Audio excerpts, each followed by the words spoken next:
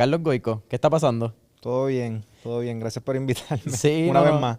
De vuelta a Mentores en Línea de una manera un poco diferente, donde hemos grabado 2 episodios, pero esta es la primera vez que tenemos gente como que en el público escuchándonos, quizás en Sí, una sí, sí. dinámica. Esta vez como que intimida más, Sí, se más siente como lúcido. escenario, más profesional. Exacto. Y creo que en las conversaciones que hemos tenido, hemos hablado un poquito de tanto del libro 787, hablamos un poco de Booksell, que es tu nuevo emprendimiento, que yo creo que es lo más que vamos a hablar hoy. Pero para los que nos conozcan, ¿quién es Carlos Goico? ¿Qué es el libro 787? ¿Qué tenemos que saber sobre ti? Ok, pues tengo que decir que soy de Ponce porque soy de Ponce. Nací y criado, me gradué de Comercio Internacional, estudié mi maestría en Sports Management en España y terminé vendiendo libros. That's what you do, tú sabes. So, nada, es un poco así las vueltas que da la vida. Siempre me ha gustado el emprendimiento desde chiquito. Me acuerdo en la escuela estar vendiendo CDs pirateados, buscándomela, ya tú sabes, de la manera que pudiese. Pero yo creo que de todo eso lo más que me llamó la atención era como que hacer cosas que yo no sabía ni lo que era la palabra demanda, ¿sabes? Para ese tiempo. Pero la sensación esa de empezar algo y que alguien quisiera eso y tú lo hicieras y te dieran dinero a cambio, pues eso es como que me estuvo bien fascinante. En ese momento no se hablaba de empresarismo ni nada, y nada, eso es un scope bien pequeño dentro de todo. Pero la sensación yo creo que empezó ahí, como que ese spark de contra, yo puedo hacer cosas y ser remunerado por cosas que yo mismo estoy haciendo y no depender de nadie. Esa sensación de independencia como que me gustó. Es como un vicio. Yo creo que todo el mundo que emprende también siente eso de alguna manera. Y nada, conectándolo un poco de nuevo con Libro 787, después de muchos intentos fallidos, tratando de emprender en cosas con deporte, le hice caso al consejo de papi de búscate un trabajo real. Y entonces caí en un puesto de mercadeo en una compañía que distribuye libros aquí en Puerto Rico. Fue bastante casualidad. Los libros me llaman la atención, pero la realidad es que en ese momento no era como que esa era mi passion de ir a buscar un trabajo en la industria de libros. Caí ahí un poco por casualidad y me gustó la industria, o sea, me fascinó, aprendí un montón. Tuve como un año solamente porque después de eso vino el huracán María y entonces había un proyecto que yo estaba empezando a desarrollar en esa compañía que era ver cómo podíamos integrar e-commerce para otro canal, para crear otro canal de venta que fuera más escalable.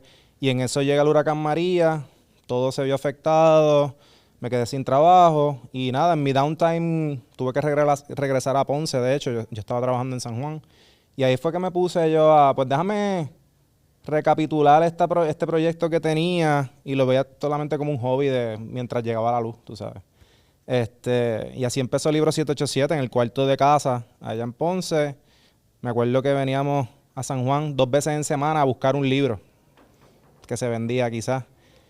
Un viaje que costaba más caro el viaje que lo que Que el ganabas libro, del libro, ajá. pero pues era el fondo de, mira, se vendió un libro en Nueva York, vamos a buscarlo, empacarlo. Lo buscamos en San Juan, regresamos a Ponce, lo empacábamos en Ponce y lo llevamos al correo.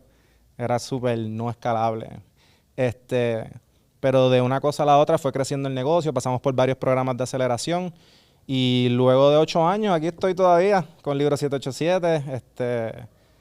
Tenemos ya yo diría como casi 100,000 clientes dentro y fuera de Puerto Rico, entre todos. Y sí, una de las librerías yo creo que más, por lo menos en lo que es online, yo diría que es la líder en Puerto Rico y por lo menos en lo que es percepción de librerías así de Puerto Rico, que donde puedas conseguir libros de Puerto Rico, yo creo que nosotros estamos ahí en los top. Llévame un poquito antes porque si quiero hablar de las evoluciones de 787, tengo el privilegio de llamarte amigo, así que he visto muchas de las facetas, las distintas oficinas. La primera vez que grabamos fue en el conference de la oficina en VIG, VIG Tower. sí, sí, sí, un So, frío. sí, sí, sí. Entonces los libros, escuchaba los carritos, eventualmente pasan entonces a Santurce. Ha sido bien cool ver desde una manera quizá un poco interna esa evolución. Pero llévame a tus proyectos fallidos que estaban mencionando en Sports Management. ¿Qué recuerdas de esos proyectos y qué lección te llevas de emprender con tu pasión por delante? Sí, no, 100%. Buena pregunta, fíjate, nunca me has preguntado eso. Ah, En viste, las me preparé un poquito más 4 esta veces vez. que hemos hecho Sí, podcast, sí, nunca he sí. hablado de esto. Pues mira, la realidad es que yo tenía una, o sea, yo era, qué sé yo, tenía 23 por ahí, 24 años. Sí había hecho cosas, mis guisitos, a lavar carro, tú sabes, recortar grama, esas cositas que uno hace cuando uno es joven. Nunca había hecho algo que ya tuviera estructura. Y pues me lancé. Me recuerdo que cuando llegué de allá de España, la idea era hacer campamentos con entrenadores españoles, pues, que conocía allá, traerlos a Puerto Rico en verano y hacer unos campamentos de verano acá. De fútbol, de De soccer. soccer, de soccer. Entonces, obviamente toda la estructura legal, yo me acuerdo que es un desastre, o sea, de incorporar una non-profit para algo que era for profit, o sea, no saber dónde estaban las cosas en los libros, en la contabilidad, al garete. Los entrenadores no tenían visado para trabajar, es un desastre. Obviamente aprendí de esa experiencia que a pesar de que no funcionó, porque no era algo que podía hacer, o sea, si lo hacía de la manera correcta, iba a costar un dinero que no, o sea, lo hacía inviable totalmente. Y entonces, obviamente, al darme cuenta de que la estructura no estaba, entonces como no lo perseguí. Además, era algo que me costaba mucho trabajo a través del año programarlo para solamente trabajar en verano y vivir de eso que se hizo en verano, pues ahí me empecé a dar cuenta de, ok, que es un negocio viable, que no es viable, y por qué es viable y por qué no es viable. Ahí fue que empecé a entender esos conceptos. Pero sin duda aprendí un montón de cosas. O sea, uno aprende más rápido de los errores que haciendo las cosas bien. Y de eso sí que hubo de sobra. Fast forward eso, traté de también hacer como una escuelita de soccer allá en Ponce. Y nada, tenía matrícula y eso, pero lo mismo, era como que yo creo que todavía estaba, no tenía una visión grande de que puede ser un proyecto grande. Yo creo que me estaba limitando yo mismo al mercado que podía existir, donde estaba ubicado, y ahí aprendí de mercado, de tamaño de mercado, que nada, una cosa te va llevando a la otra, y a pesar de que no fueron proyectos que tuvieron un éxito a largo plazo, a corto plazo el servicio siempre fue bueno. Como que yo todavía me encuentro a los estudiantes que en ese tiempo estaban, qué sé yo, en noveno, en décimo, y estos son unos manganzones. Los otros días vi uno y le dije, ¿tú estás en la universidad? No, yo me gradué hace como 2 años, y es como, diablo, brother, ¿cómo ha pasado el tiempo? Estás viejo. Pero se recuerdan de uno, o sea, que esa experiencia, tú sabes, de dar un buen servicio, de conectar bien a través de algo que te gusta, y eso, pues, eso fue lo que aprendí. Y obviamente esos conceptos de negocio que, pues, a base de trial and error fue lo otro que yo diría que me pulió un poquito más. Todavía sigo aprendiendo, no es que soy un gurú, pero por lo menos en esa etapa de mi vida fue más eso. Llévame entonces a estos viajes que están mencionando cuando estaban empezando Libro 787, porque si no me equivoco, y esto que quizás creo que fue lo que hablamos en la última entrevista, una de las primeras personas que te abre la puerta es don Norberto González, que en paz descanse. ¿Cómo fueron esas primeras interacciones con otra generación? De momento este chamaquito que viene de Ponce a buscar un libro que probablemente Norberto no sabe ni dónde estaba y tiene que buscarlo, y crear esa relación con esos zorros viejos. Pues mira, eso estuvo... En verdad fue fácil porque era justo después del huracán María. Entonces estaba todo como medio paralizado, ¿no? En verdad, no era que estos negocios tenían ¿sabes? Un montón de cosas que estuviesen haciendo que no me pudiesen atender. Yo llegar un día random, y fue varios, no fue solamente Norberto González. Yo creo que esa fue la interacción más curiosa de todas, pero ir al Instituto de Cultura de Puerto Rico, a varias editoriales también de Puerto Rico, acá en San Juan. Y era yo con un papel como que más o menos diciendo, mira, esta es la idea que tengo. Y era una propuesta bien fácil de aceptar porque yo lo único que le estaba pidiendo era, mira, nosotros somos una tienda online. Básicamente tenía que explicarle a todo el mundo como que era una tienda online, son gente mayor. Entonces ellos me decían, pero ¿cómo funciona eso? Y yo, mira, no te preocupes.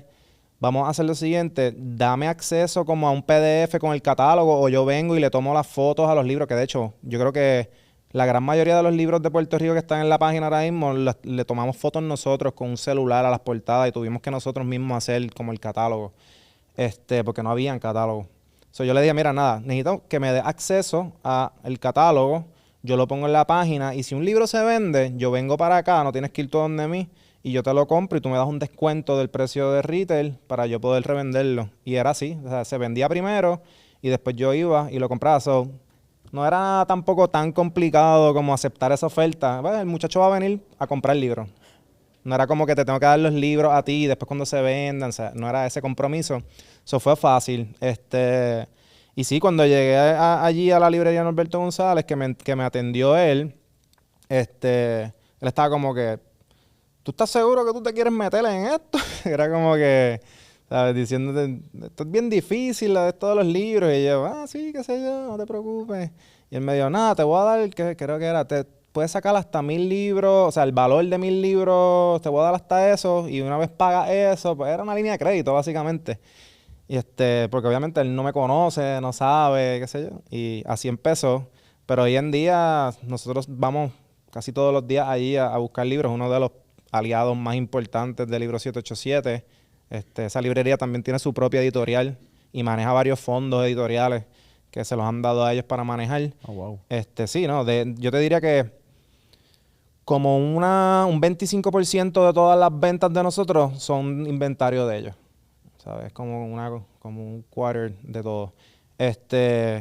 Y vamos allí y eso nos atienden. Llegan los de 787, como que atiendan. O sea, tener una relación bien bonita. Pero sí, empezó así, como que un chamaquito de ir allí y decirle, mira, dame la oportunidad y él me la dio. Y de eso siempre voy a estar agradecido. Cuando Libro 787 empieza, la teoría inicial, si no me equivoco, era crear una librería accesible para que las personas en Puerto Rico pudieran conseguir literatura puertorriqueña, que era el déficit, que lo que había era un talón de Aquiles. ¿Cómo evoluciona y cómo tú te das cuenta del mercado que había en Estados Unidos, que era de la diáspora puertorriqueña, como le llamamos? ¿Y cómo fue ese turning point donde ustedes dijeron, nuestro mercado quizás está más afuera que en Puerto Rico? Sí, pues mira, fue al revés, actually. Nosotros, o sea, hicimos la librería pensando más en el mercado de Estados Unidos. Porque era como que lo que hacía sentido, ¿verdad? Si es online, pues vamos a atacar el mercado de puertorriqueños que vive allá afuera. Pero lo interesante de esto es que a través del tiempo nos dimos cuenta, o nos hemos visto en la práctica, que el mercado de acá sigue siendo mucho más fuerte. Hay varias cosas y podemos entrar en detalles, pero por ejemplo, voy a empezar con el dato de que el 70% de las órdenes de nosotros son locales aquí en Puerto Rico. ¿Sabes? Así ese es el split de órdenes. Y también nos hemos dado cuenta que el mercado de la diáspora, que tienes que ser bien estratégico para penetrarlo, porque en lo que es libros, por lo menos, tú estás leyendo algo, la mayoría de los libros que se publican en Puerto Rico son en español. Y a través del tiempo nos hemos dado cuenta que a medida que la generación o sea, el puertorriqueño que ya es quinta generación, mientras más tiempo haya llegado la primera persona de su línea, ¿verdad? Allá, van perdiendo obviamente, el lenguaje, el español. Entonces puede ser que hablen español y lo entiendan, pero no lo saben leer. Entonces hay una barrera en ese mercado que, de hecho, hay oportunidades también, porque obviamente lo primero que aquí todo el mundo pensó, pues que los traduzcan al inglés. Hay oportunidad ahí. A mí me sorprende que todavía no han potenciado eso. Nosotros no somos editorial, nosotros no publicamos, nosotros revendemos, pero definitivamente hay una oportunidad de publicar en inglés libros de Puerto Rico. Wow. Pero sí, si el puertorriqueño que está en Estados Unidos llegó recientemente, es muy probable que sea más fácil nosotros poder convertirlo en un cliente. Si es lleva quinta generación o no sé cuál generación, pues van perdiendo un poco del lenguaje. Entonces hay barreras ahí. No es que no lo quieran consumir, es que simplemente no lo pueden consumir. Entonces es bien interesante el tema. No, y me parece bien interesante el lado de las oportunidades que hay dentro de la industria del libro en Puerto Rico, porque quizás son bien pocos los libros como Guerra contra todos los puertorriqueños, que también se escribe en inglés, War Against All Puerto Ricans. El original es en inglés. Y luego se traduce a español entonces. Ok, yo pensé que decía al revés. No. O sea, me parece interesante porque tenemos un montón de autores puertorriqueños, gente que todavía está escribiendo nuevos libros, pero siempre son en español. Y nunca ha habido quizás ese pensar de una editorial que pueda traducirlo al inglés para un mercado de 6 millones de boricuas, creo que más o menos, o descendientes de puertorriqueños. ¿Cómo afecta la pandemia? Porque la pandemia para Libro 787 fue un boom bien grande, pero fue casi de un día para otro. Ujú. Sí, sí, o sea, la pandemia, obviamente todo, estas son cosas que uno, como cuando surgió todo esto, uno no sabía qué iba a pasar, cómo iba a ser la reacción a todo lo que iba a suceder, porque no sabíamos bien qué es lo que iba a suceder. Entonces las cosas iban pasando un poco day by day y ibas aprendiendo cómo se iba reajustando el mercado y los canales que se usaban para vender y para comprar, qué se podía hacer, qué no, qué se podía habilitar, bla, bla, bla. Pues en el caso de la e-commerce, pues fue positivo en términos de venta. A nosotros, yo me acuerdo, el miedo mío siempre fue, y el de todo el mundo, yo creo que era la incertidumbre de no saber cuándo realmente puedas volver a, tú sabes, a trabajar o a hacer tu vida normal, porque no se sabía bien. Y al principio, nosotros tampoco podíamos ir a empacar nada. Ujú. O sea, estábamos todos, aunque fuera online, que a veces la gente, no, pues si es online, se supone que me está llegando el libro. Y es como, bueno, es online, pero los libros y la gente que empaca se están ahí juntos. Es No se físico, puede ajá. tampoco mezclar. Pero la Asociación de Comercio Electrónico de aquí Ajá. de Puerto Rico hizo como un approach al gobierno para que los dejaran, como cabildearon un poco para que flexibilizaran, para que por lo menos las e-commerce pudieran trabajar, porque obviamente la operación no era, no había mucha, o sea, Sí, no era una persona que de tú entraba a a la tú tienda, entrando a la tienda correcto. ni nada. Y entonces funcionó y me acuerdo que y pusieron como una orden de que podían operar y ahí fue que nosotros pudimos empezar. Pero antes de eso, nosotros, bueno, en verdad fui yo que las tomé la decisión de decir, mira, vamos a dejar la página ahí abierta. No sé cuándo vamos a poder ir a trabajar, pero deja eso abierto y que empiecen las órdenes a entrar. Y eso fue un reguerete de órdenes entrando. Entonces ahí yo me empecé a poner ansioso porque era como que, ok, ya van por yo no sé cuántas miles de órdenes y todavía yo no puedo pisar la operación, no puedo llegar allí, empacar. Entonces no quiero perder la orden, no quiero que la gente se desespere y me empiece a cancelar órdenes y todo eso. Y recuerdo que yo estaba siempre dejándome llevar por las órdenes ejecutivas. Nosotros, bueno, dicen ahora que es esta fecha, esa es la fecha que vamos a empezar a empacar. Y si lo estiraban, enviábamos un comunicado de nuevo a los clientes, bla, bla. Al final, yo creo que no mucha gente canceló nada. Pero cuando llegamos ahí, eso fue. Yo me acuerdo que los libros estaban todos por el piso, había que brincar así porque era un reguero de libros que teníamos para empacar.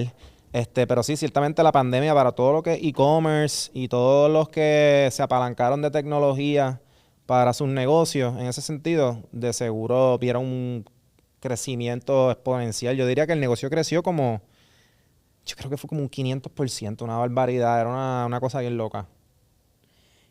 El negocio aumenta un 500%, pero eventualmente hay una merma y entonces como que baja y se estabiliza un poco.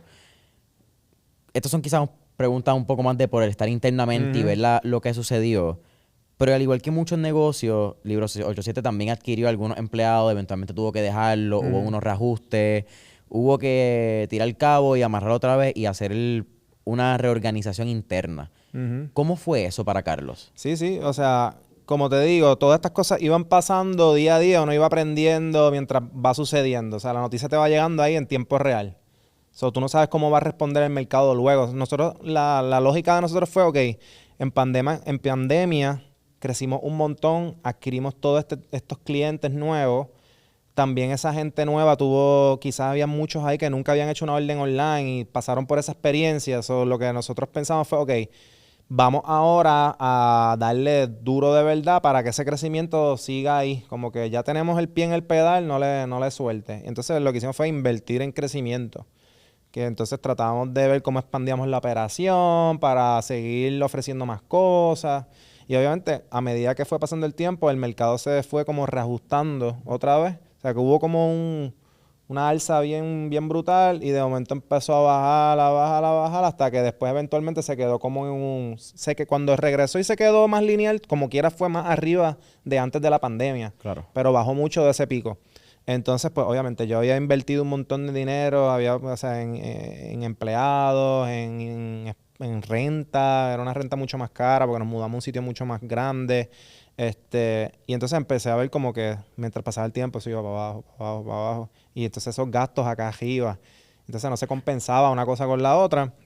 Y entonces ahí fue que nada, me reuní con mi contable un día y le dije, mira, esto es lo que está sucediendo, paint me the picture, no bullshit, como que, ¿qué va a pasar si esto sigue así? Hermano, si esto sigue este ritmo, pues el negocio va a tener que cerrar eventualmente.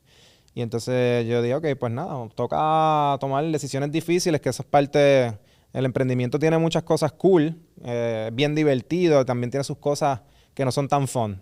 Y cuando tú tienes la responsabilidad como que tú eres el líder de un grupo de gente que está confiando en ti, algunos quizás tendrán sus familias, tú sabes, todo eso, pues es una decisión difícil tú tener que decir, pues mira, tengo que dejar ahí, no sé, en mi caso no fueron, o sea, un equipo bastante relativamente pequeño, no somos cientos de personas, éramos como 6 o 7. Pero de esos 6 o 7 tuve que dejar ir como a 4, por ejemplo. Y es bien difícil porque tú tienes que salir de estos recursos humanos sin tú querer que se vayan, porque en verdad trabajan bien. Eso es lo más que duele, como que tú No los fue que ellos quieres te tener. provocaron, ajá. Pero pues, no, o sea, al final del día, si tú no enfrentas esa realidad y tomas decisiones, pues eventualmente todo el mundo se va a quedar sin trabajo, como quiera. So, es como, no hay break. Es the same, tú sabes, el same ending. Pues no, nada, y hay negocios que cierran por esa razón, porque no se atreven a enfrentar los problemas y pues, como que no sé lo que está pasando, pero sí saben lo que está pasando y eventualmente cierran las puertas. Pero nada, tomamos esa decisión y le pudimos dar un giro al negocio. Nosotros estuvimos en un momento dado que estaba ahí, very close, probablemente estamos como a 2 meses de cerrar. Y le dimos un giro a todo y tacho, ahora mismo, o sea, todo está... el año pasado crecimos como un 100% versus el año anterior. Este año estamos on track como un 20% más. So, ¿sabes? De los errores se aprende. Obviamente you have to live, ¿sabes? Past it para entonces salir más fuerte al otro lado.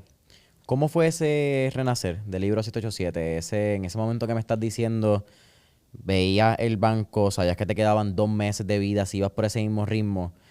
¿Cuál fue la perspectiva de Carlos y cómo se movieron hacia adelante? No, en verdad es eso, como que it sucks, como que soquea, yo no quiero hacer esto, pero tienes que ser, tú sabes, honesto contigo mismo, como que qué va a pasar si no lo haces. Y ya, fue una decisión, pues, emocionalmente, pues tú sabes, no es agradable, pero pues también está en cómo uno se comunica, cómo uno también toma esas decisiones y cómo las comunica al equipo. O sea, hay una gran diferencia entre, ok, se siente desagradable, no lo quiero hacer, lo hago y lo hago de la peor manera posible, como un mensaje de texto, por ejemplo. Estás botado, tú sabes. Pero No regreses el puede lunes. ser, tú sabes, más humano, sentarlo y hablar con la persona, decirle, mira, yo me acuerdo de la conversación con una de las personas, le dije, mira, en los negocios hay cosas que uno no quiere hacer y hoy me toca hacer una de ellas. Y la persona obviamente sabía por dónde iba la cosa. Pero le dije, mira, o sea, como que si yo pudiera retenerte para toda la vida, o sea, lo haría. Ahora mismo el negocio está en una posición bien difícil.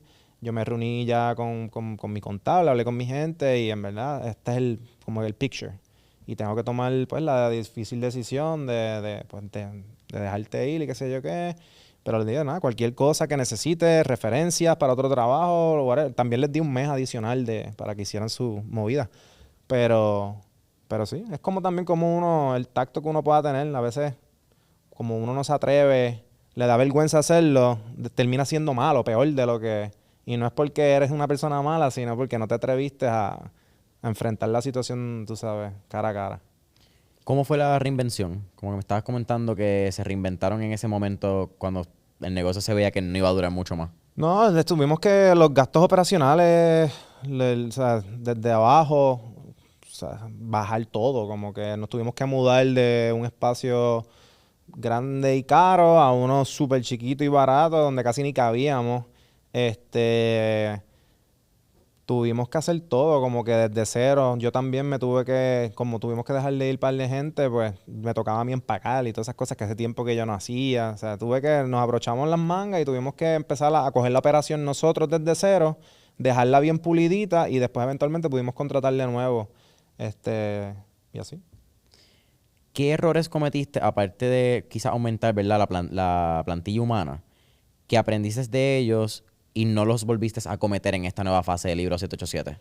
Yo voy a mirar bien los números, saber bien cuál es el, tú sabes, el cash flow, a quién se le debe, pero con mirar un buen P&L, sabes que es un documento básico, con eso tú puedes tener una idea. Lo que pasa es que la mayoría de los startups principalmente, estamos todo el tiempo friendo y comiendo y no te da como que tiempo de sentarte a ver números y analizar números de cómo va el negocio.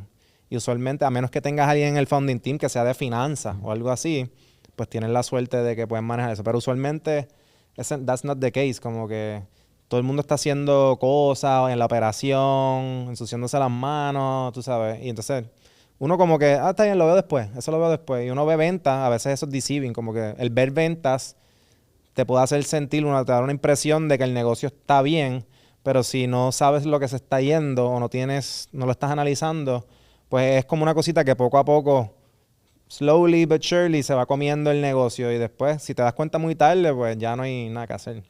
Eso fue lo que aprendí, a estar más pendiente a cada decisión que se vaya a tomar, hacer un análisis antes y no ser tan impulsivo como que, quiero hacer esto y ya, ahora cada cosa que queremos hacer, nos sentamos, tiramos unas proyecciones de ver cuánto va a costar versus cuánto se le va a sacar y si no se cumplen esas proyecciones en X cantidad de tiempo, qué vamos a hacer, y cómo lo vamos a hacer, pues así. El mercadeo, ¿cómo ha sido? Porque ha sido también un proceso de evolución donde antes en un momento era un contenido mucho más estético de la percepción de una persona leyendo, más como que bohemian. Eventualmente pasan más a reviews, ahora cuentan historias con Wilmer. De hecho, ¿Cómo ha está por sido? ahí, acaba de entrar. Viste, papi, no te había visto, pero saliste en el clip. Eh, ¿Cómo es esa dinámica? Porque entiendo que ha sido una evolución constante de mucho trial and error, mucha práctica y ver qué funciona. Pero también ha sido una manera en la cual se han dado a conocer a gente que quizás no es lectora. Sí, sí. Yo creo que desde el inicio siempre que hemos querido llegar a gente que no necesariamente sean, o sea, no queremos llegar al que solamente lee. Queremos llegar al que lee, al que no lee, al que ha leído un poco, al que ha leído menos, tú sabes. Es cuestión de ver si podemos conectar a un nivel más interpersonal a través de, obviamente, redes, eso, pues somos online, pero conectar de una manera más genuina, más auténtica y que nada, te vean, te consuman y si eventualmente te siguen consumiendo, o sea, consumiendo el contenido me refiero, pues probablemente se conviertan en clientes. En algún momento vamos a promocionar algún libro que les llame la atención. Eso es lo bueno de los libros, que hay un libro para cualquier persona. O sea, no importa qué sean tus intereses, existe un libro para eso. Y así lo hemos hecho en términos de el tipo de contenido que hemos hecho para llegar a completar ese objetivo, pues eso cambia porque son trends.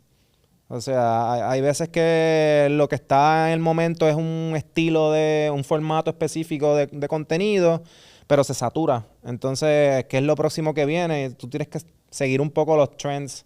Recientemente estaba en una charla hablando y no sé, estamos hablando de contenido en general, pero quise hablar de la fatiga de contenido en términos de si uno ve como que el mismo tipo de contenido o contenidos que son producidos súper profesionalmente, que la producción se ve que hubo producción, hay una fatiga de eso, como que ahora lo que está trending es un low quality content, que parezca que es genuino, que parezca que lo hizo alguien que no tenía por qué hacerlo.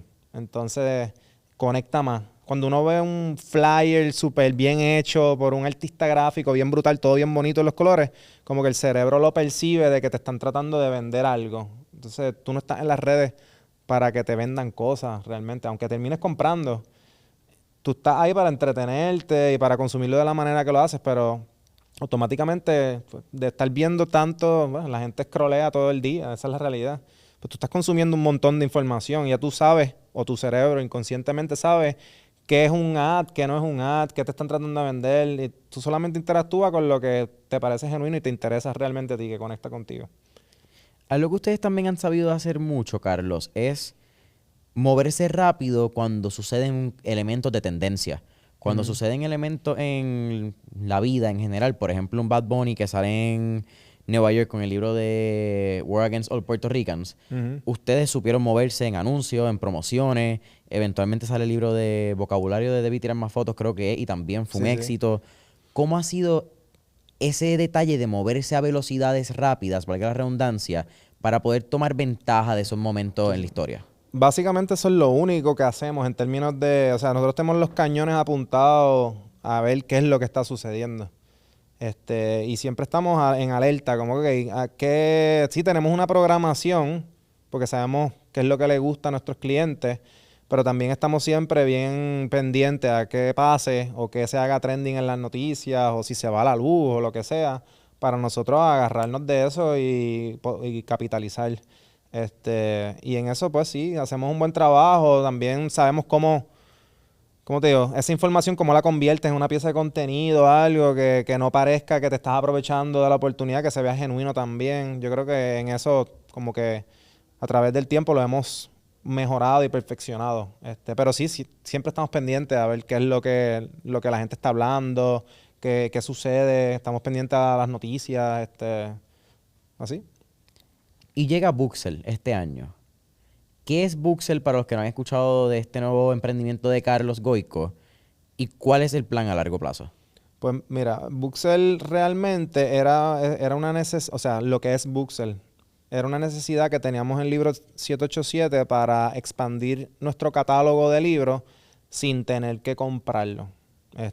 Y cuando digo eso, básicamente ya hay un catálogo puertorriqueño que ya nosotros tenemos acceso aquí en Puerto Rico sin tener que comprarlo tampoco, pero es visitando a los distribuidores. Nosotros tenemos que ir y buscarlo, traerlo a la oficina, empacarlo.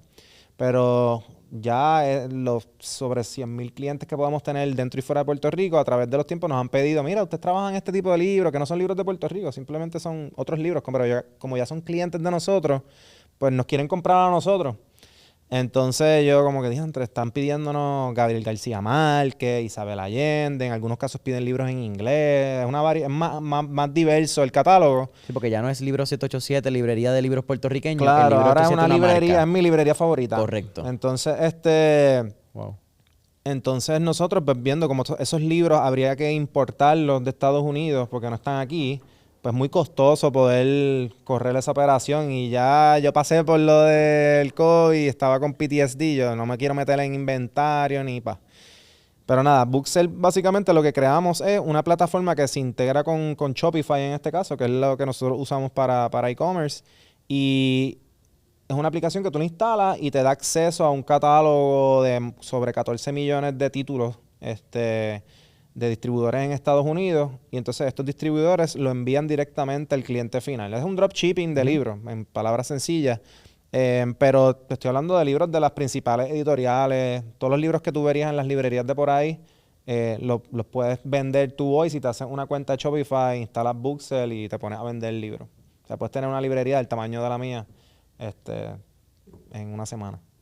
Te quiero hacer una pregunta antes de la percepción de marca del Libro 787, antes de seguir con Buxel, porque me parece bien interesante esa transición que hablas de que empezamos siendo una librería de libros puertorriqueños, pero ahora la gente simplemente nos ve como su librería online favorita, que yo escribo a Libro 787 para mi necesidad de libros. Mira, ¿sabes dónde está este? ¿Sabes cómo conseguirlo? Claro.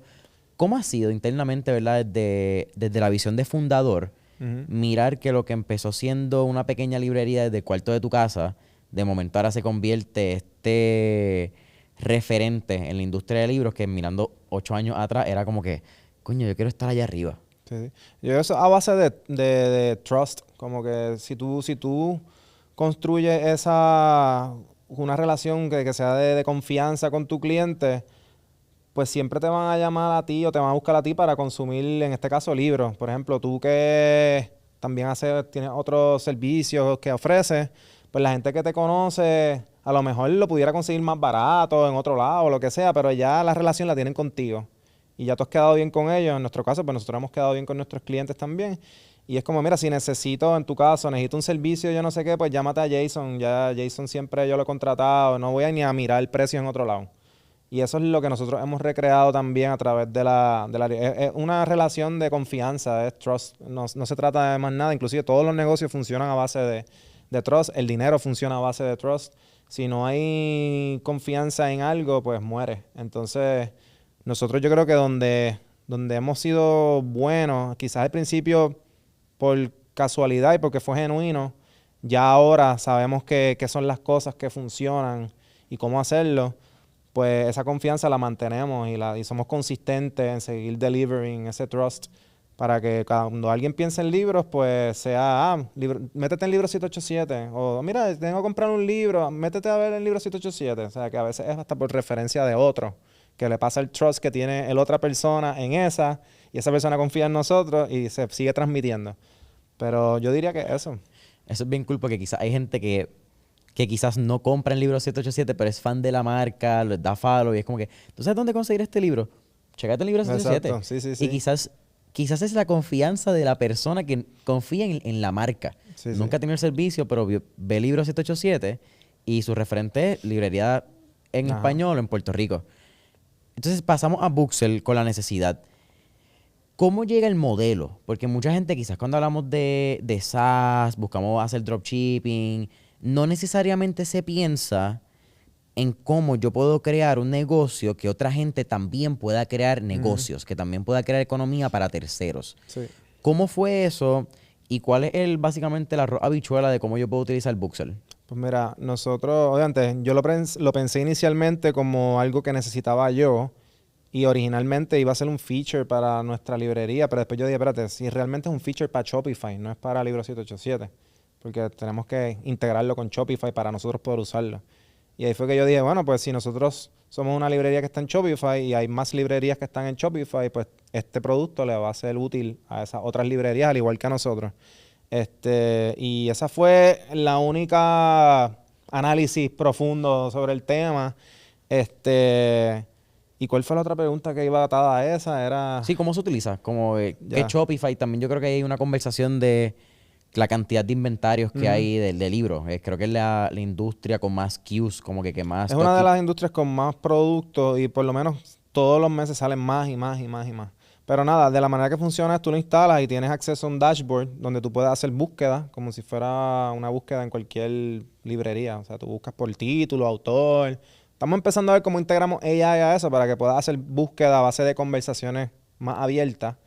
Que por ejemplo, en vez de decirle Harry Potter, Sorcerer's Stone, pues te sale Harry Potter, que no decirle, estoy buscando el primer libro de Harry Potter y no me acuerdo el nombre. Y te diga, mira, este. Entonces puedes tener conversaciones más abiertas en ese sentido. Pero de la manera que funciona eso, es una búsqueda, te da los resultados, tú lo agregas al catálogo dentro de Booksell y después en ese catálogo tú lo sinqueas con tu tienda de Shopify para que te cree los productos. Y si se venden, entonces pasa a la parte de orders, que tú desde Shopify le das request fulfillment en vez de create shipping label, que es lo que usualmente sale. Entonces se dispara la orden a través de nosotros al distribuidor. Y entonces cuando el distribuidor empaca el libro, nos devuelve el tracking number, pasa por Booksell y Booksell lo pasa automático a la orden y le pone el tracking number a la orden. Entonces así todo parece que es como que está end-to-end conectado, parece seamless. La persona que te está comprando en tu tienda no sabe que es dropshipping. Inclusive el label lo podemos alterar para que el nombre del que lo está enviando sea el nombre de tu tienda. Y así. ¿Qué hay de diferencia en fundar una compañía como Libro 787 que tiene un producto tangible, que tiene un principio, un fin, ¿verdad? Que tú compras el libro se vende, se lo chipea al que lo compró y se acabó el proceso en términos de esa orden, a fundar Booksell, que es un SaaS, que es más código, es más desarrollo, la adquisición de clientes es mayor. Esas diferencias del modelo de Sí. negocio. No, es bien diferente y he aprendido sobre, ¿sabes? O sea, montar una compañía de tecnología es nuevo para mí. O sea, Libro 787 puede decir que es tecnología, pero es venta online, es más mercadeo, es más crear demanda. Porque ya Shopify está montado, tú no tienes que tocar Shopify. Ujú. Este, Tú usas la tecnología para vender. claro, tú lo usas como un vehículo, pero realmente el motor es mercadeo. Nosotros somos, en Libro 787, yo digo que somos más una compañía de mercadeo y de customer service. O sea, la tecnología entre medio no es nuestra. Entonces, en el caso de Booksell, sí, la tecnología es nuestra. Entonces, construir eso está, tú sabes, es fuerte. Hay mucho que estar fixing bugs todo el tiempo y es un producto complejo también, a pesar de que suena sencillo, porque yo creo que eso es lo más difícil, hacer que algo complejo se vea sencillo en la experiencia del usuario. Pero es un producto que es logística, es data management, inventario. estamos conectando un montón de data que está scarce y centralizándola para que un producto se vea como un producto en tu tienda de Shopify cuando lo sinqueas. Originalmente eso viene de diferentes folders, la información. La descripción viene de un folder, la portada viene de otro folder, el precio de otro, y todo eso lo tenemos que centralizar, automatizado, para que exista eso como un producto en tu tienda de Shopify. Y entonces está la parte de las órdenes, que es routear la orden, todo el intercambio de información entre distribuidor, Booksell y la tienda de Shopify usando la API de Shopify de vuelta, que el inventario esté actualizado en tu tienda de Shopify, que esté reflejado del mismo distribuidor, que es el mismo. Todo eso, bueno, eso es un revolú. Pero sí, obviamente está la parte de vender el software, que es bien diferente. O sea, vender un libro, para mí es más fácil que vender un software, porque pues, tú estás vendiéndole a un negocio. Entonces, los ciclos de venta son más largos, es más costoso adquirir un cliente, el mercadeo es bien diferente. No es nada similar. Y estoy aprendiendo en la marcha de, ok, cómo se contactan estos posibles clientes, de qué manera, a través de qué canal. Sí, ha sido todo un aprendizaje interesante, pero nuevo. ¿Cómo es ese aprendizaje específicamente desde el lado que tú no eres un fundador técnico? Al estar haciendo una compañía que es un SaaS, que es de código, una compañía de tecnología per se, tú no eres el fundador con el background de codificador, ni PHP, ni JavaScript. Entonces, ¿cómo tú manejas una conversación basada en lo que es tu visión, lo que tú quieres que tú lo ves, pero técnicamente tú no sabes construirlo? ¿Me explico? Sí, ¿no? Y por lo menos el concepto ya yo lo sabía antes de meterme en esto. Nosotros en esa compañía somos 3 socios. Yo soy el CEO, obviamente la idea, el concepto de lo que es el producto, yo lo tengo claro.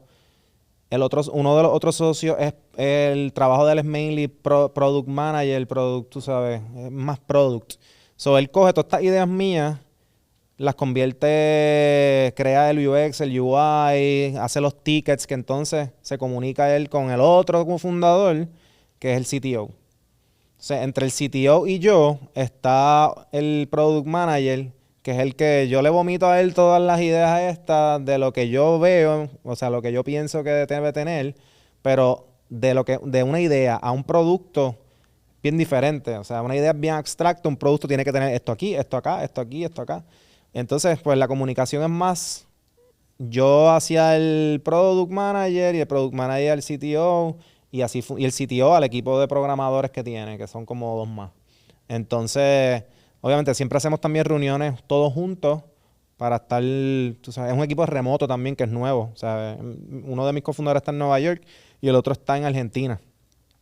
También la comunicación entre equipos ha sido también un reto de, o sea, las conversaciones a través de llamadas virtuales larguísimas, uno pisándose encima del otro mientras uno habla, es un revolú, o sea, es así. Pero yo, como sugerencia, si vas a entrar a emprender con tecnología, si no eres técnico, trata de conseguir a alguien que sí lo sea. Por lo menos si son 2 personas los que van a fundar, que uno sea técnico. Yo he visto muchas compañías que pues son 2 personas que se conocen, ninguna de las 2 es técnica, entonces tienen que contratar rápido programadores y usualmente es una receta media peligrosa. Se gasta mucho dinero. Si gastas, o sea, puedes aprender, pero vas a aprender de errores. Esos errores te van a costar mucho dinero. Ojalá tengas suficiente dinero para que aprendas y lo puedas seguir persiguiendo. Pero he visto muchas que obviamente gastan todo el dinero, no pudieron, tú sabes, aprender de esa experiencia, no logran como convertirlo en un producto. Porque con la comunicación con el programador no hablan el mismo lenguaje. A veces la gente piensa, no, yo me busco un programador y yo le digo lo que quiero hacer y él lo hace. El programador usualmente es técnico, pero la idea de UX UI, a menos que sea un programador bien well-rounded. Sí, un completo de eso. Pero esos son bien difíciles de conseguir. Y costoso. Entonces, pues vas a tener un problema de que lo que tú tenías en la cabeza no es lo que te están entregando. Entonces tú vuelves y le dices y te entregan otra cosa que no era. Y siguen ahí, siguen gastando chavos hasta que ya no hay más chavos. Por eso digo, si van a fundar algo de tecnología, que búsquense un socio que sea técnico. ¿Cómo ha sido tu experiencia con el equipo? Porque a diferencia de Libro 787, que tiene el equipo presencial en Puerto Rico, están en el día a día, comparten mucho. Crear cultura cuando la compañía es remota es bien complicado y estar alineado toma un poquito más. Ujú. Los seres humanos somos a veces un poquito complicados. Sí, sí, sí, o sea, la cultura siempre va a existir una cultura. O sea, o tú empujas para crearla, o sea, pones ¿cómo se dice? Unos Unos rieles. railguards Ajá. para que se mantenga ahí, o ella se va a construir sola.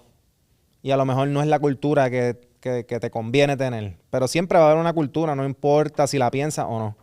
Entonces, es un poco de nosotros cómo manejar, tú sabes, la toma de decisiones, las expectativas, los delivery times, pero por lo menos nosotros hemos sido bastante abiertos en si hay que tener una conversación como que, mira, no me gustó cómo manejaste esta situación, esta llamada, bla, bla, bla. Tenemos una cultura, nosotros por lo menos tenemos una cultura de poder hablar y decirnos, mira, mano, esto como que no podemos hacer esto y no cogerlo personal. Porque a la primera que entre socios se pone personal la cosa, eso también es una receta para el desastre. O sea, la mayoría de los startups fracasan por dos cosas. Por falta de dinero y la otra es por problemas entre founders. Eso es data. O sea, eso está ahí. So, si tú puedes por lo menos sacar esa de la ecuación, pues lo único que te queda es manejar la parte del dinero. Pero la mayoría de las compañías que no lo logran, startups, son por esas dos razones. So, es bien importante mantener una relación saludable, profesional, tú sabes, donde se puedan decir las cosas y que no sea, tú sabes, un choque de ego. Tratar de manejar eso lo mejor posible es bueno. He tenido varias conversaciones recientes con fundadores que han estado pasando por choques internos con sus fundadores, otras experiencias no tan lindas donde han salido de las compañías porque han tenido Ujú. unos hostile takeovers, como le decimos en la industria. Ajá. Pero, ¿qué lecciones tú has aprendido de manejar esas relaciones? Porque yo creo que, again, con el privilegio que tengo de conocerte, tú eres un tipo bastante pragmático al momento de tomar conversaciones, decisiones. Tú miras muy bien y cuidas esas relaciones internas. Sí. Lo primero que, o sea, lo primero que yo pienso es cómo yo puedo, ¿sabes? Get my point across sin que caiga en la ofensa. O sea, como que te ofenda. Yo trato de que en la ecuación de comunicarme con alguien, para mí la relación es lo más importante. Si eso quiebra, en verdad es bien difícil recuperarse de eso. O sea, si no nos caemos bien en el mismo equipo o algo, eso es bien difícil de volver a construir. Entonces, para mí es como que a veces hay conversaciones que si tú no tienes cuidado en cómo, ahí puede empezar a romperse esa relación. Yo soy bien cuidadoso en cuidar eso, como que no, si yo tengo que decir algo, decirte, mira, como que qué sé yo, así exactamente, pero tratar de que buscarle un ángulo distinto y no tratar de, lo importante también es no reaccionar. A veces uno reacciona molesto porque algo no se hizo y te pusiste molesto y le dijiste, tú que no hiciste eso, tienes que hacerlo. Entonces la otra persona se ofende y entonces te dice a ti, no, pero tú te quejas de mí, pero tú hiciste esto. Y entonces si se convierte en esa dinámica, pues empieza, tú sabes, a romper la relación y eventualmente a nadie le gusta trabajar en ese environment. So, cuidar siempre como que esa comunicación, o sea, decir las cosas de una manera correcta. Yo he tenido discusiones con socios míos y siempre es como que, mira, mano, o sea, en lo personal, yo te amo y te adoro. O sea, eso lo sabemos y de aquí nos vamos y nos tomamos una cerveza. Pero ahora mismo, en lo que corresponde a al negocio, está pasando esto y en verdad no podemos permitir que esto pase porque va a pasar esto otro, bla, bla, y tratar de no siempre, que no sea nunca el ataque. Si tú atacas a alguien, el punto se va a perder. Lo que en verdad quieres, el mensaje que quieres comunicar se pierde y se convierte ya en una guerra de ego. Entonces, esas guerras no llegan a nada, se convierte en un debate en vez de una discusión. So, evitar eso, en verdad, ayuda mucho a que la relación siga positiva, la gente siga trabajando, o sea, pensando en el norte de la compañía y no en uno mismo, y así. Pero en verdad es bastante sentido común. Lo que pasa es que es manejar uno mismo, como uno, las emociones, todo eso. O sea, si uno puede controlarse y hablar las cosas, hay veces que uno tiene que esperar un día o dos para entonces hablar con la persona, no hablar en el mismo momento, porque a lo mejor le va a decir las cosas con molestia. Ujú. Pero sí, es sentido común, pero a veces el sentido común, pues, El menos común de los sentidos. ajá. ¿Qué te emociona del libro 787? Creo que empezaste la conversación diciendo, son 8 años, bien pocos startups, específicamente en tu caso, que fue post-María, pandemia. Ujú. Entonces, como que esos dos momentos son bien particulares, yo creo, en la vida de cualquier startup compañía. Pero 8 años mirando la trayectoria, mirando altas, bajas, que es lo Ujú. que hemos contado en la pasada hora casi. What are you looking for next? Como que, ¿qué te emociona? Pues mira, mano, está interesante porque en estos días, yo estoy organizando un book club mensual que se llama Founders Book Club y nada, like-minded people, no tienen que ser founders necesariamente, gente que le interese leer libros sobre empresarismo, desarrollo personal y eso, lo leemos y nos reunimos una vez al mes y lo discutimos. Y el último libro que leímos se llama Start With Why, que es de Simon Sinek, y entonces, Alguien lo leyó por ahí, me gusta eso. entonces ese libro... el concepto que toca es básicamente el why, porque es tan importante el propósito de la compañía, el propósito de uno mismo personal.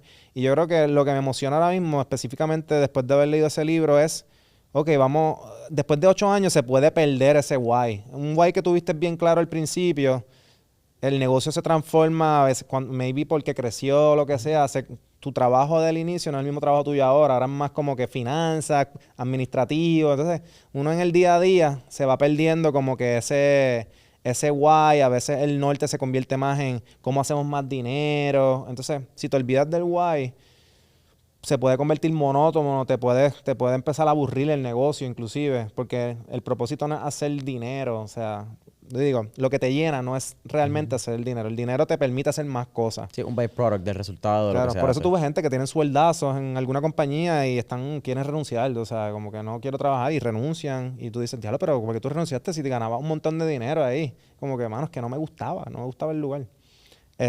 Y ahora estamos como revisitando ese why y tuvimos una reunión hace poco y me encantó la dinámica y los como que los conceptos y las ideas que salieron ahí de lo que es el libro 787 y también nos puso en perspectiva de qué es lo próximo. Habiendo ya analizado eso, hacia dónde nos queremos dirigir y cuáles son las estrategias, salieron muchas ideas buenísimas que ya estamos empezando ya a darle forma y a perseguir, Ok. pero eso me emociona, como que empezar a trabajar otra vez con un propósito, ¿sabes? Eso está bien cool también, ¿verdad? Porque Steve Jobs tenía la cita de que only connect the dots by looking backwards. Ujú. Y entonces yo creo que con el tiempo,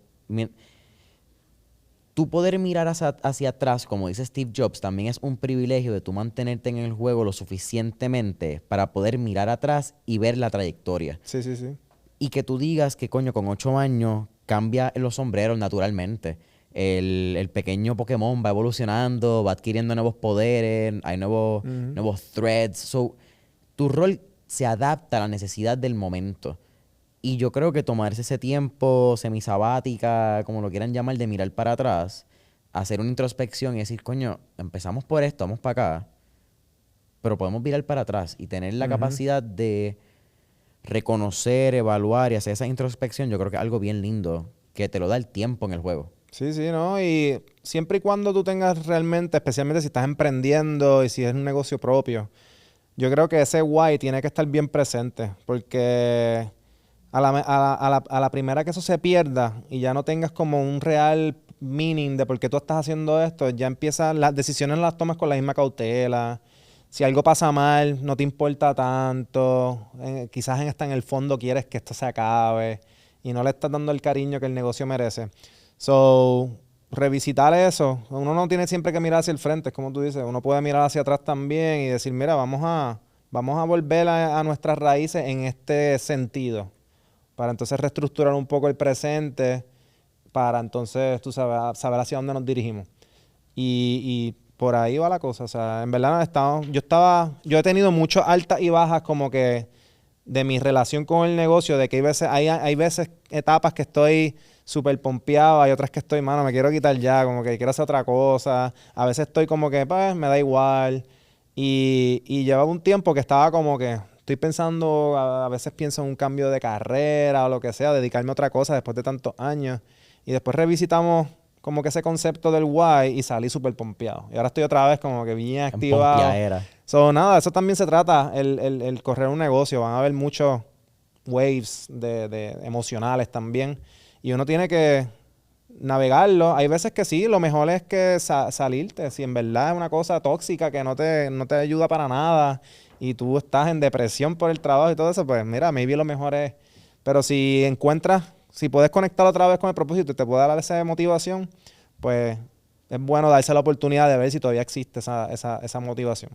Me bien cool, hago una referencia a un podcast reciente que escuché de John Florence, el surfer que ganó el año pasado, ganó back to back 2 campeonatos de surfing Ok. y se retira en su top.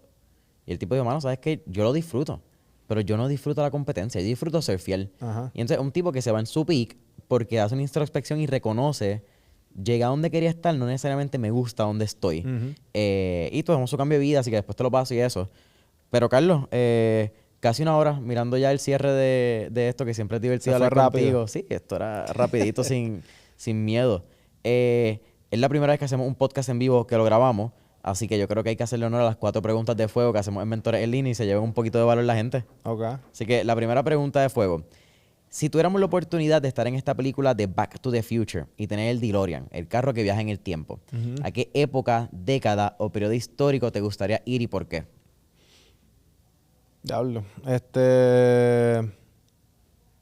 No sé la época, me gustaría conocer a Pedro Albizu Campo, no sé, por alguna razón. Está cool. Me gustaría hablar con él y ver cuál era su why. Segunda pregunta. Tenemos un playlist en Spotify que se llama Mentores en Línea, el playlist, Ajá. donde tenemos todas las canciones que motivan y pompean a nuestros entrevistados. Así que, con eso dicho, ¿qué canción motiva a Carlos Goico? Dios mío.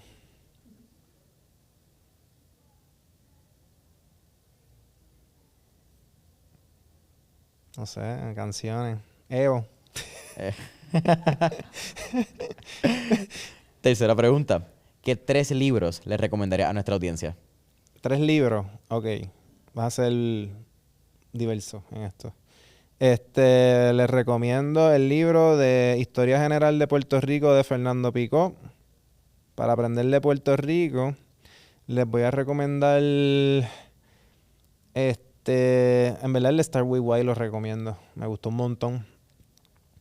Y el otro libro yo creo que me cambió mucho la perspectiva fue la biografía de Steve Jobs, mano. De Isaac Walton. Ese libro está brutal. Sí, no, yo diría que esos 3. Yo no he leído tantos libros de Puerto Rico. Me gustaría, eso es algo que tengo como que... He leído unos cuantos. De hecho, me leí uno otro día de la eliminación de la 936. Ah, nice. Y estuvo bueno. Pero quiero leer más de Puerto Rico. Pasa que siempre le meto mano a libros que sean más como desarrollo profesional y eso es lo que me gusta. Sí, peco de eso. Sí, pero quiero meterle más a historia. Sapiens, ese libro está cabrón. Yuval Noah Harari. Sí. Cool. Carlos, ¿cuál es tu última pregunta? ¿Cuál sería tu último tip o recomendación para nuestros escuchas? Es que siempre es la misma clichería de lánzate. Dale, tú puedes.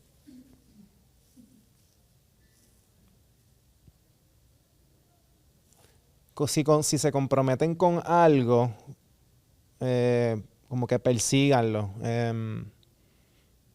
Yo creo que o traten de que si tienen un objetivo, traten de hacerse accountable también con otras partes para que ya no sea algo como una decisión solamente tuya, que sea un poquito más fácil de quitarse, como que tenga otras razones de por qué quieres perseguir alguna idea o lo que sea.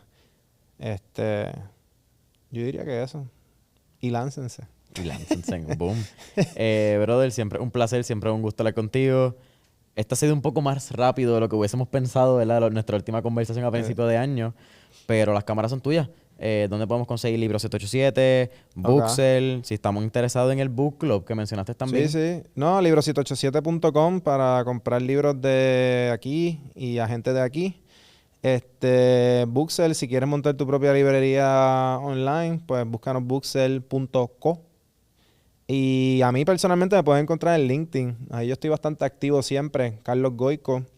Que me pueden agregar y escriben o lo que sea. Y ahí pongo todo lo del book club. El book club se llama Founders Book Club. Tenemos un grupo de WhatsApp de como 100 y pico de personas. Todos deben estar por ahí caminando porque son de aquí, todos. Y nos reunimos una vez al mes para discutir un libro así que aporte, tú sabes, a nuestro crecimiento como profesionales. Boom. Carlos, gracias. A la orden. Gracias a ti.